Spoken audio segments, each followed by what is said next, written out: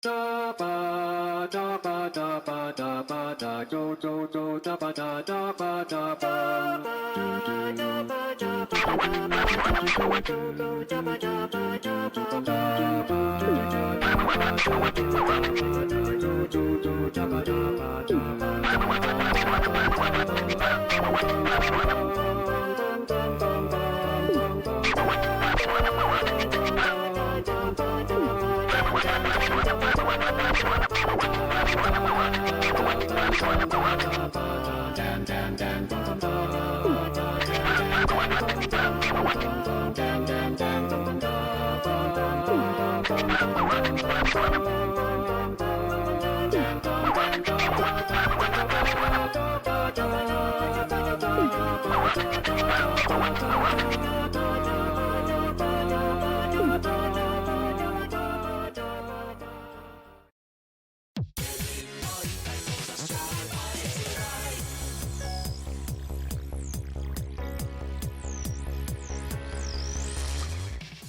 I've not yet talked about it on my channel, but Katamari is one of those series that I have a personal connection to. It's not something that was rooted in my brain since childhood, nor is it the game which taught me to be good at video games. I was introduced to Katamari sometime between middle school and early high school. My mother and I were up in another state visiting a close family friend for Easter, when she asked to show us both a video game she owned. She took out a PlayStation 2, a console I'd never owned or encountered before, and put in a game with a strange-sounding name, Katamari Damacy. The colors were bright, the music was infectiously upbeat, and the vibes were incredibly strange. The characters looked funny, the controls were weird, and the premise was simply insane. I was used to funny video game logic, but Katamari was beyond the pale in its idea of just rolling around collecting junk to somehow repair the night sky. It was deeply unserious, had almost no sense of plot, and I was hooked. That week we took turns playing the levels, creating more stars, and eventually completing the game. And then that family friend took us to the local play and trade and bought the game's sequel, We Love Katamari. We spent the rest of that week finishing that game too. Once the week was over and my mother and I were back home, we ended up going to a used game store and tracking down our own PS2 and copies of the games, finishing them for a second time ourselves. It is through this game series that I finally started playing older PlayStation games. Without Katamari, I might never have experienced games like Sly Cooper. Over time, I've tracked down other Katamari games I missed out on, notably Katamari Forever and Beautiful Katamari. I still haven't played the portable games because Sony's handhelds just never were part of my childhood, and I've been waiting for quite a long time to have the funds to grab those. With Katamari being a more niche, cult classic series, releases often have been pretty sparse. Other than the PlayStation 2, most systems would receive a maximum of one Katamari game. In the case of console Katamari, after the original two, both Katamari Forever and Beautiful Katamari would heavily reuse levels from the original games because they were supposed to act in part as series introductions for the PlayStation 3 and Xbox 360 player base. Other consoles, like the Wii, just didn't get any Katamari, and I think that's especially egregious for the Wii U, which had a fiercely loyal fan base that would have appreciated the weird vibes, and also just having another game to play.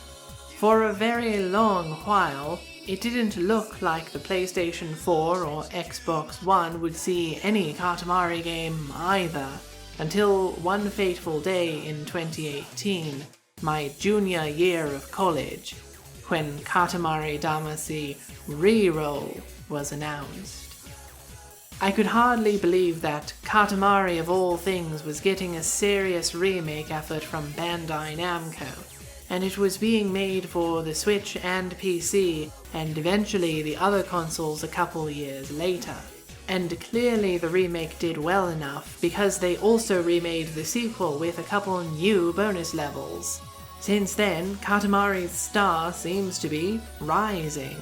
There's a new Katamari game on Apple Arcade, Katamari Damacy Rolling Live. Unfortunately, I still haven't played it because if Sonic can't convince me to buy an Apple device, Katamari certainly won't. But also this year, we finally got the release of Once Upon a Katamari, the first new console Katamari in over a decade. With such a long time between new entries, how does Once Upon a Katamari stack up? And does it feel as good as the heights that drew me into it?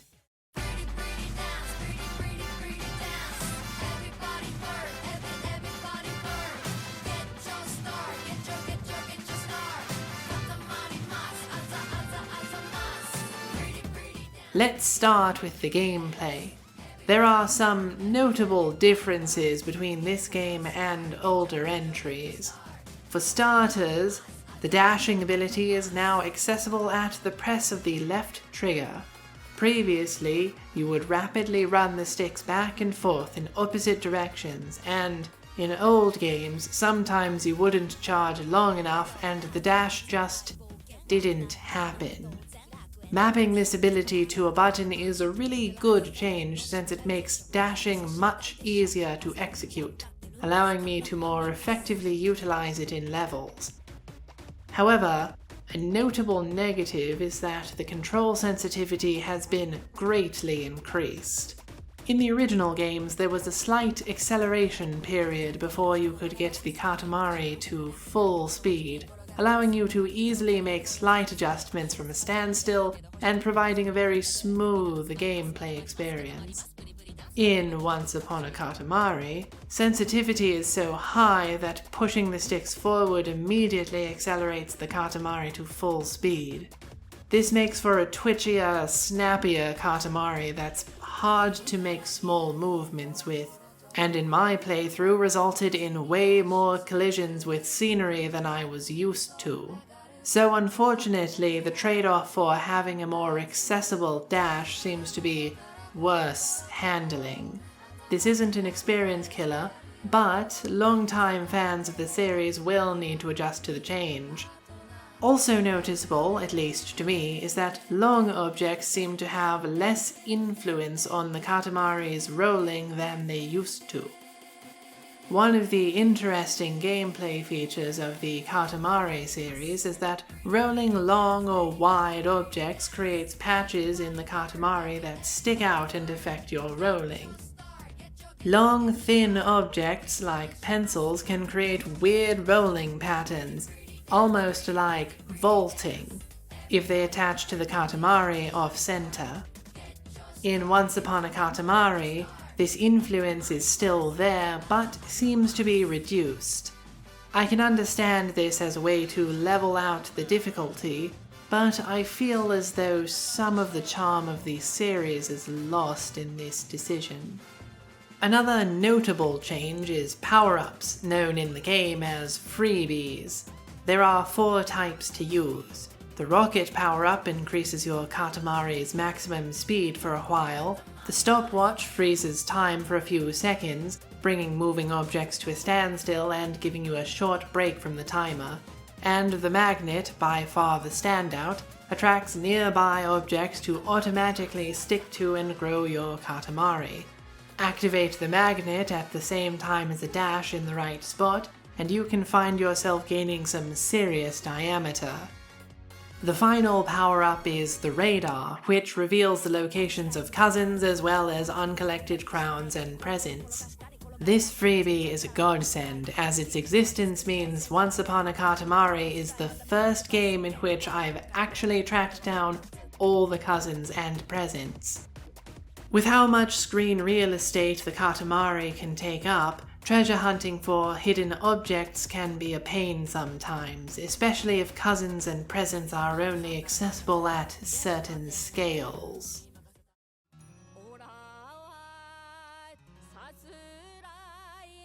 Once Upon a Katamari tasks the player with traveling through different eras and locations throughout Earth's history, ranging from the Jurassic period to modern day, with feudal Japan acting as a sort of hub era that you continually return to.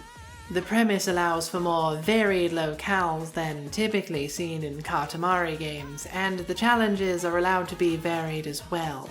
Some are straightforward challenges where you just try to get to a specific size in the allotted time, and others are themed around collecting specific objects like rolling up as many roses as possible.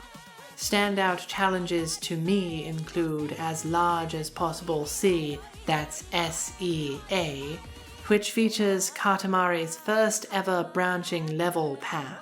One of the coolest additions this game has added by far is the little in-game events that dynamically change the level.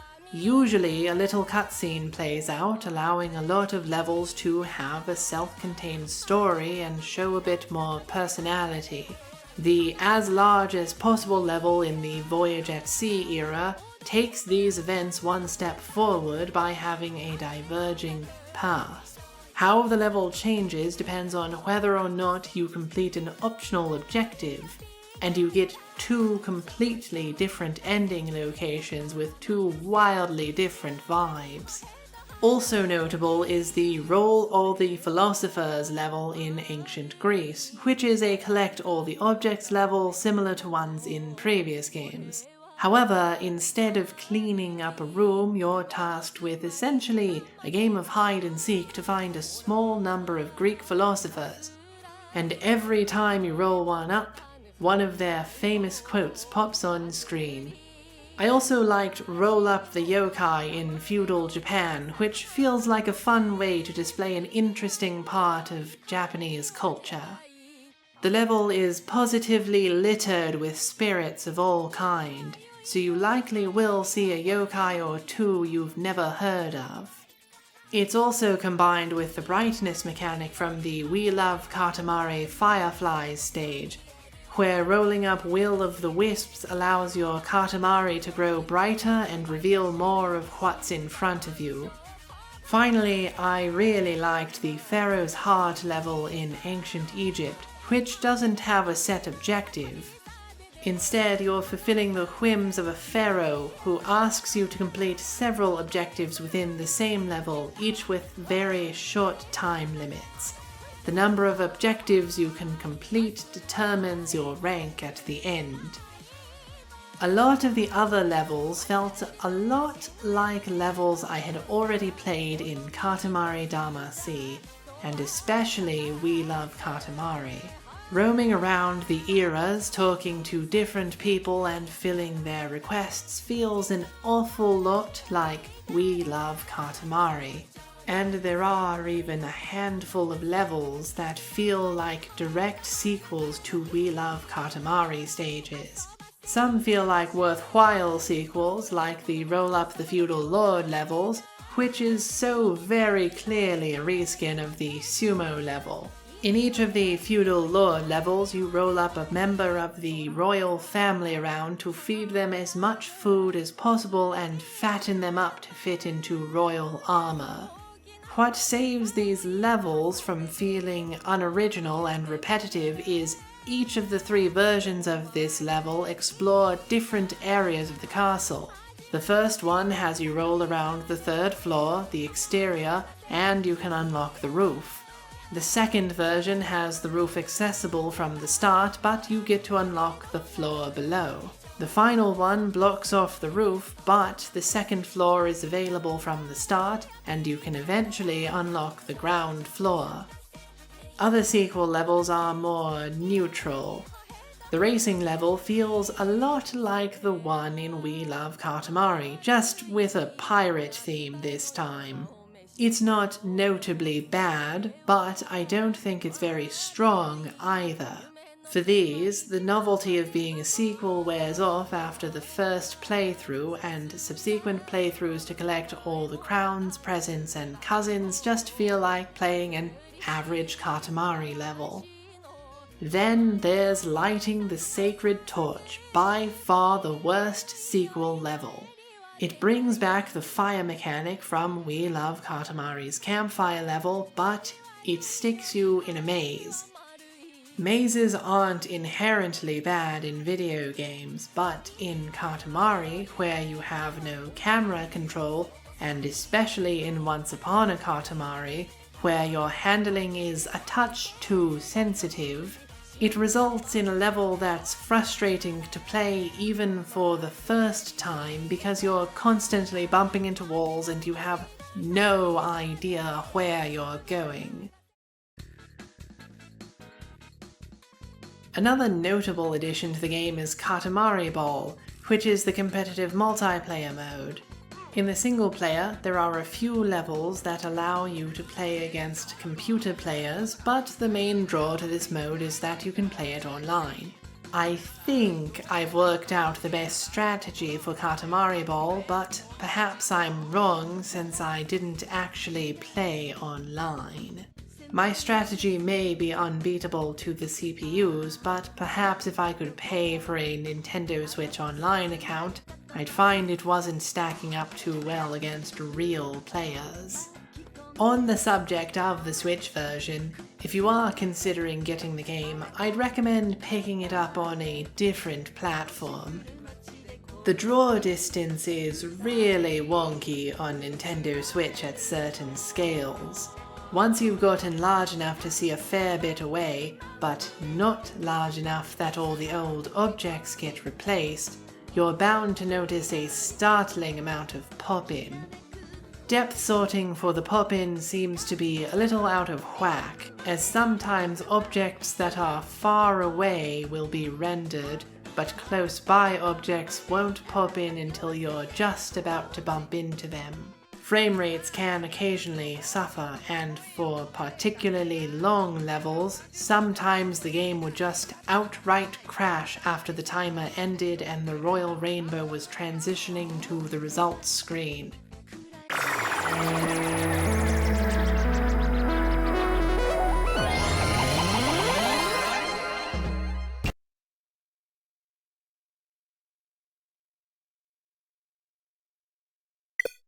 So maybe stick to the PC or PlayStation for this one.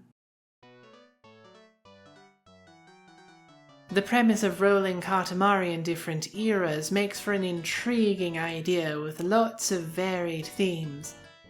But, curiously, the game seems to be missing a lot in terms of eras and themes. Maybe they're saving some ideas for a DLC expansion, but I feel like the well is nowhere near running dry for ideas fitting the premise of the game. For instance, there's a whole lot of levels in feudal Japan, but none set in China. I feel something like Qin or Ming Dynasty China would be ripe for challenge ideas, such as rolling up the Great Katamari of China and rolling up as many of specific animals as possible to complete the Chinese zodiac. There's also surprisingly no medieval era in the game, even though it's incredibly easy to imagine a sequence of levels for it.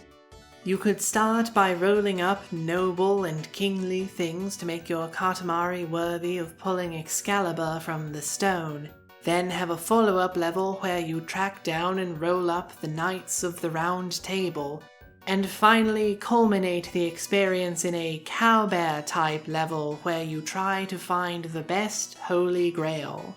There's also no representation of South America in the game whatsoever, even though I think something like rolling Katamari in Machu Picchu during the Inca Empire would have made for an interesting new location. Obviously, they wouldn't put this next idea in, but I think it would be funny to include a French Revolution era. You could have a Katamari Antoinette level where you roll up cakes in the Palace of Versailles, and then a follow-up level where you roll up guillotines and other sharp objects. Finally, I'm surprised there was no future era in the game.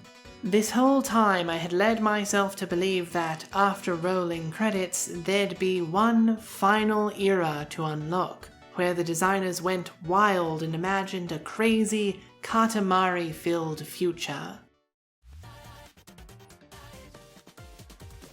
I know this may sound like I'm complaining a lot, but the fact that I wanted more out of this game should be taken as a positive.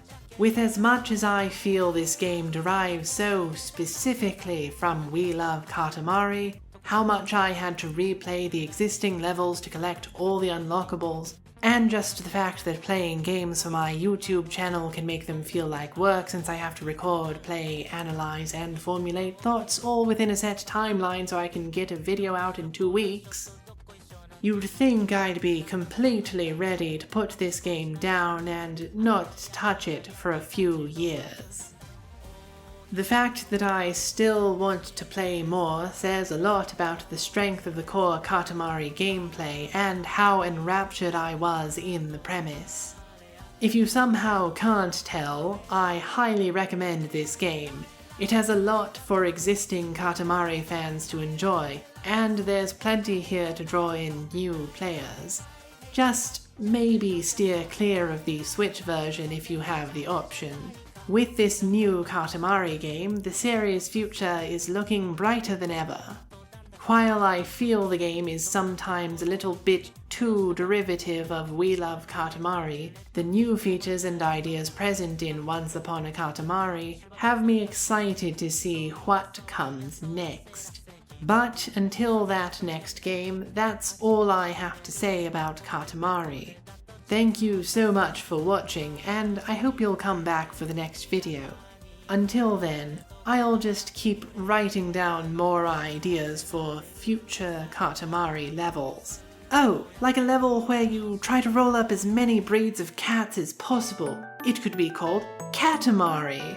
And the pun could even work in Japanese if it were written as Katanyari. And in Spanish it could be Gatomari.